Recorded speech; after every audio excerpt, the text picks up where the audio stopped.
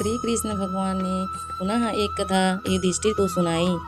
मणिपुर नगर पर राज्य करने वाले राजा और उनकी रानी दोनों ही बड़े धर्मपरायण थे। एक दिन प्रातः काल महारानी ने महल की छत पर स्नान करते समय अपना बहुमूल्य हार गले से उतार कर रख दिया और स्नान करने लगी।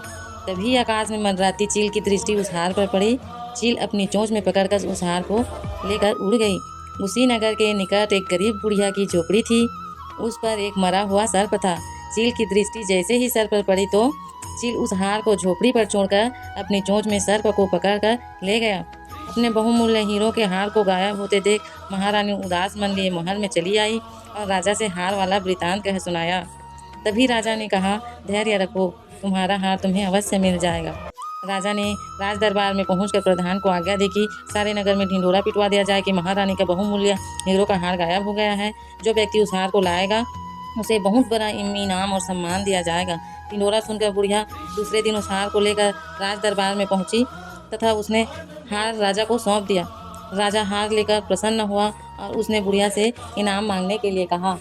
तब बुढ़िया ने राजा से यह वर मांगा कि आज से 8वें दिन दीपावली वैभव लक्ष्मी पूजन है। उस दिन पूरे नगर में कोई भी पूजा नहीं करेगा, सिर्फ मैं ही वैभव लक्ष्मी माँ का पूजन करूँगी।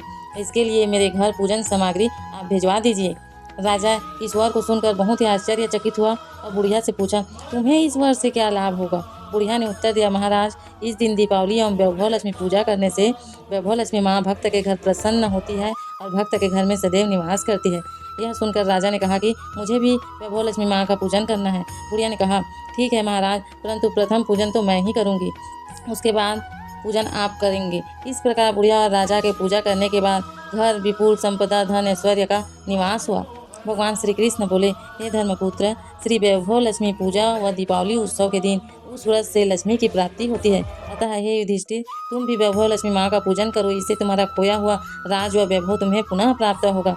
भगवान श्री कृष्ण के वचन सुनकर युधिष्ठिर और रानी द्रौपदी ने इस व्रत को किया।